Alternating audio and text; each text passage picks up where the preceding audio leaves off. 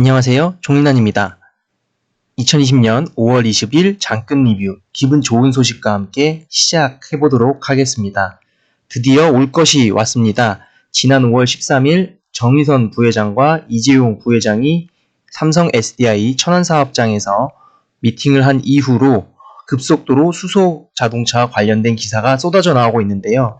그래서 오늘은 이렇게 제목을 정해봤습니다. 코로나 속 피어난 세계의 로맨스, 삼성 그리고 현대차라는 주제입니다. 그럼 먼저 기사 보시겠습니다. 네, 말씀드렸다시피 이재용 삼성전자 부회장과 정의선 현대차그룹 수석 부회장은 13일 삼성 SDI 천안사업장에서 회동을 했었습니다. 다시 한번 짚어드리면 이날 재계에서는 차세대 전기차용 배터리인 전고체 배터리 개발 현황과 방향성에 대한 의견을 교환했다라는 내용이었는데요. 그리고 함께 참석한 사람은 다름 아닌 알버트 비어만 현대기아차 연구개발본부 사장 그리고 실무진이었습니다. 사실 이때만 해도 전기차에 들어가는 배터리를 현대차가 삼성 SDI를 통해서도 공급을 받으려는 게 아니냐라는 이야기가 나오면서 그 다음날 기사에서는 현대차와 기아자동차의 상용자동차들의 이 전고체 배터리, 삼성 SDI 배터리가 들어간다는 소식이 전해졌었습니다. 그럼 오늘 나온 기사 한번 같이 보시겠습니다. 네, 현대자동차 정부 물류업체와 수소화물차 보급 위한 협력을 강화하겠다라는 내용의 기사입니다. 정부는 수소경제 활성화 로드맵의 일환으로 환경부, 산업부, 국토부가 참여하는 태스크포스를 구성해서 연말까지 화물차 무공해화 로드맵을 마련하겠다라는 이야기를 하고 있습니다. 그래서 이때 다름 아닌 나오는 내용은 현대차의 수소전기 화물차에 대한 내용입니다. 이 부분은 삼성 SDI의 배터리를 들여오는 것과 동시에 현대가 추구하고자 했던 완전한 친환경차인 수소차로의 전환을 함께 의미하는 것이기도 한데요. 현대차는 현대글로비스, CJ 대한통운, 쿠팡 등 대형 물류사들과 함께 수소차로의 전환을 가속화하려고 한다고 합니다. 그래서 일단은 지금 현재 나오고 있는 넥소를 비롯해서 승용차 영역에서 매연이나 그리고 환경 규제에 조금 더 민감하게 반응해야 하는 상용차 부분으로 이 부분을 확장해서 운영한다는 기사입니다. 여기 보시면 다양한 분들이 함께 협약을 맺고 있는 장면이고요. 그래서 오늘 일단은 상징적인 장소입니다. CJ 대한통운의 옥천 허브 터미널에서 수소전기 화물차 보급 시범 사업을 위해서 양해각서를 체결했다라고 하면서 수소경제 활성화 로드맵이라는 건 지난해 정부가 발표한 내용입니다. 그래서 2025년 그리고 2030년까지 충전 인프라나 그리고 지원 정책 등을 통해서 수소산업 생태계 전반을 활성화하고 이 부분에 있어서 우리나라가 선두 그룹에 들 수 있도록 지원하겠다. 라는 내용입니다. 이미 현대차는 스위스 등의 합작사 또는 수출을 통해서 수소전기 트럭을 이미 보급을 하려고 계획하고 있고 계약해 놓은 상태입니다. 그래서 빠르면 내년부터 국내가 출시된다고 하고요. 2021년, 22년까지 수소트럭 전기 트럭 5대를 도입하겠다라고 하면서 2023년부터는 본격적인 수소전기 트럭을 양산에 보급한다는 내용입니다.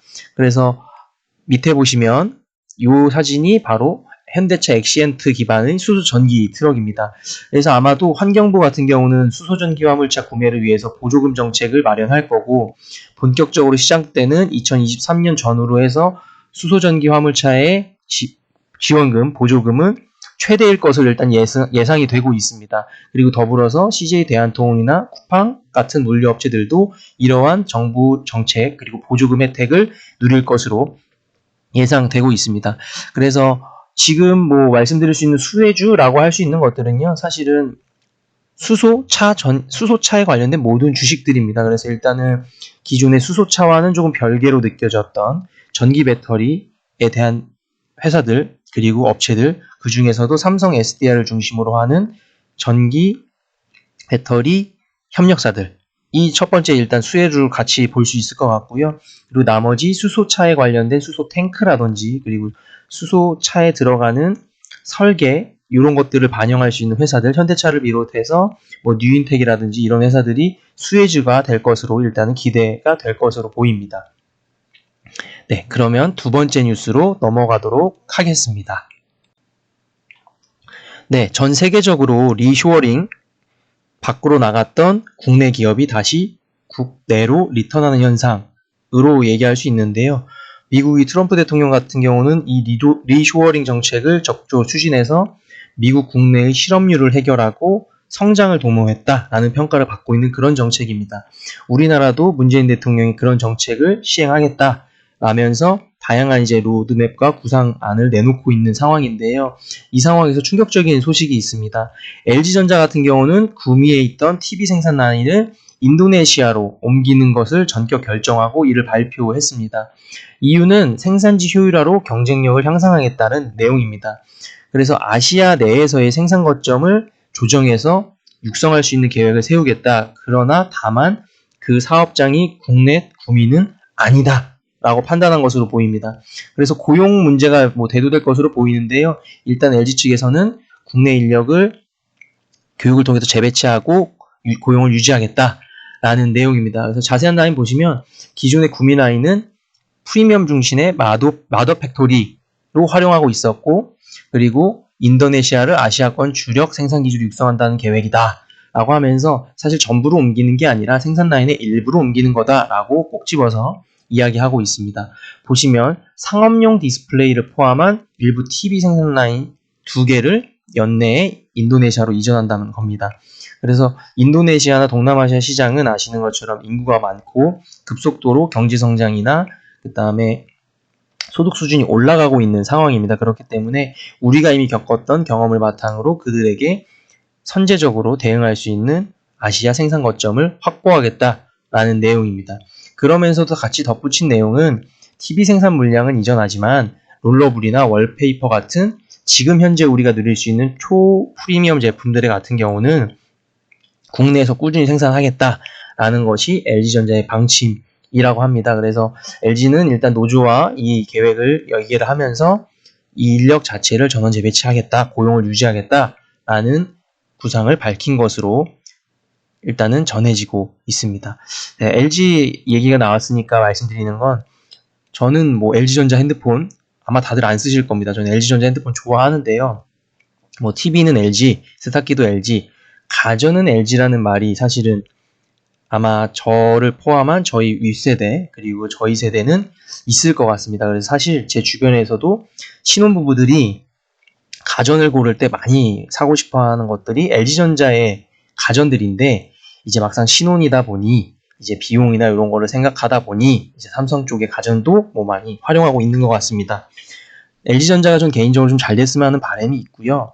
여태까지 삼성에 그늘에 가려져 있다면 그늘에 가려져서 다양한 사업들이, 그리고 잘 되고 있는 사업들이 빛을 보지 못하고 있었는데, 일단 구미로 생산 라인을 옮겨가는 것은 조금 안타까운 소식이긴 하지만 선택과 집중을 통해서 국내에서 할 수 있는 일은 국내에서 꾸준히 해나가고 해외에서의 개척은 또 개척대로 해나갈 수 있는 그런 LG전자가 됐으면 좋겠습니다.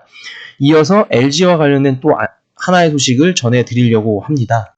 일단 오늘 아마 뉴스 다들 보셨을 겁니다. LG화학 서산 사업장에서 오늘 화재 사고가 발생을 했습니다. 그래서 그 즉시 현재 LG그룹의 총수인 구광모 회장은 회기를 통해서 서산 사업장에 도착해서 사과의 말씀을 전하고 있는 상황입니다. 그래서 현재 보시면 지금 상황으로는 직원 1명이 숨졌고 2명이 크게 다치는 상황이 발생했습니다. 그리고 이미 LG 같은 경우는 인도 공장 측에서 가스 누출 사고가 있었기 때문에 안 그래도 안전에 대한 불감증 그리고 안전에 대한 우려가 계속되고 있는 상황이었는데요. 이 상황에서 오늘 서산 공장까지, 이제 서산에 있는 대산 공장까지 이제 안전에 대한 이슈가 발생하면서 구광모 대표가 직접 가서 이야기를 나눈 것으로 파악되고 있습니다. 지금 일단 LG화학 같은 경우는 배터리 사업, 그리고 석유화학 사업을 하고 있는 회사인데요. 특히나 이 근래에는 전기차에 들어가는 배터리 분야에서 조금 더 두각을 나타내고 있습니다. 그래서 보시면 이제 시장조사 업체인 이 업체에 따르면요, 1분기 전기차 배터리 점유율 순위는 일단 LG화학이 1위로 나타나고 있습니다. 그리고 LG화학은 지금 현재 다양한 고객사에 대한 확보는 물론이고요. 그 다음에 합작을 통해서 지금 다양하게 사업을 넓혀가고 있습니다. 그리고 파나소닉은 그 뒤를 바짝 쫓아오고 있는 상황이고요. 그러다 보니까 이 상황에서 사실 LG의 안전 문제는 사업에도 직결적으로 영향을 미칠 수 있는 그런 상황인 겁니다. 그렇기 때문에 이 부분은 앞으로도 굉장히 조심해야 될 부분이고, 사람이 죽거나 다치는 일이 없도록 안전관리, 위기관리에 대해서는 조금 어느 정도 다시 한번 점검하고 능력을 향상시키지 않으면 앞으로 LG 같은 경우는 조금 이 부분이 사업에 크게 영향을 미칠 수 있다라는 부분을 다시 한번 좀 LG 측에서도 알고 조치를 해줬으면 좋겠습니다. 그래서 다치시고 그리고 돌아가신 분께는 우리 유감의 말씀을 드리고 심심한 사과의 또 말씀을 드립니다. 같이. 그래서 하루빨리 이런 문제들이 해결됐으면 하는 바람이 있습니다. 네, 그리고 마지막 기사입니다. 기존에 아마 발표를 다들 보셨을 겁니다. 항공해운사, 기간산업에 대해서 정부에서 획기적으로 그리고 대대적으로 지원을 통해서 이 부분을 살릴 수 있도록 노력하겠다라는 내용들을 했었는데요. 오늘 4차 비상경제 중대본 회의가 열렸고 40조 원의 기금 운용에 대해서 방안을 확정한 자리였습니다. 차입금의 500억 이상, 5천억 이상 300인 이상 사업장에 대해서 지원하겠다라는 곳이었고요. 대한항공 등 10곳이 부합됐는데 저비용 항공사 같은 경우는 제주항공과 에어부산 정도만 포함된 걸로 알려져 약간 논란이 일고 있습니다. 일단 정부는 근로자 수 90%를 6개월 동안 유지하라는 조건을 지킨 조건에 맞는 기업에게 이 기금을 적극 활용해서 지원하겠다라고 이야기를 했고요. 이 부분에서도 다만 예외를 좀 뒀습니다. 기업 규모가 작거나 그리고 고용 안정이나 국가안보 생태계 등의 유지에 영향을 미칠 수 있는 기업들은 정부가 지원을 하겠다. 이 기준에 맞춰서 적용받는 곳들은 아마 LCC들, 저비용 항공사들이 될 겁니다. 특히나 지금 아까 말씀드렸던 대한항공이나 아시아나 그리고 해운사 그리고 제주항공, 에어부산을 제외한 티웨이라든지요, 에어서울이라든지 이스타항공이라든지 이런 회사들은 아마 이 조항에 의해서 정부의 지원을 적극적으로 받을 수 있지 않을까라고 생각이 듭니다. 지금 현재 항공산업이 코로나로 인해서 많이 지금 부러져 있는 상태고요. 사실 그 전에 노제팬 운동 때부터도 수요가 급감했었습니다. 그런 상황에서 코로나가 터지면서 항공산업은 물론이고 연계된 여행업이라든지 호텔산업 그리고 면세점 산업까지 모두가 지금 타격을 입고 있는 상황인데요. 이런 자금들이 적절한 곳에 투입이 돼서 고용도 유지되고 그리고 회사들도 조금 힘들지만 버티고 잘 이겨내서 더 나은 사업을 꾸려갈 수 있는 기회가 되기를 바랍니다. 그리고 같이 얘기하면서 정부는 또 요 얘기도 했습니다. 민간 부분에는 인건비 지원 방식으로 일자리 15만 개를 만들어내겠다라고 이야기를 했고요. 특히나 중소중견기업의 이제 15세, 34세 미취업 청년을 IT 기술 활용 직무에 채용하면 나라에서 보조금을 주겠다라고 얘기하고 있는 상황이고요.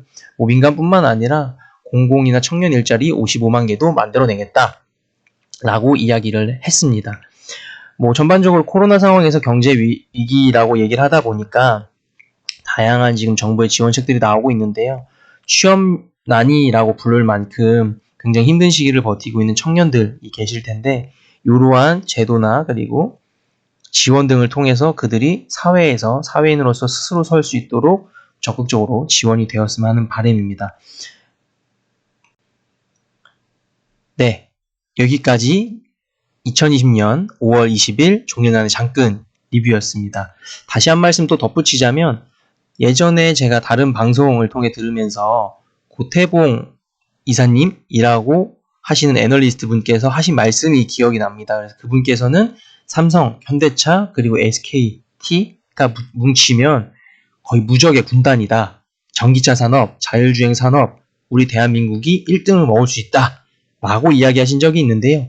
그분의 이야기처럼 모두가 믿지 않았던 삼성과 현대차의 협력이 지금 이 코로나 속에서 일어나고 있습니다. 그래서 이번 기회를 통해서 수소경제로의 전환, 그리고 전기차 시대로의 전환에 삼성과 현대가 세계 탑티어를 형성할 수 있었으면 하는 바람입니다. 그럼 좋은 밤 되시고 내일도 인사드리겠습니다. 감사합니다.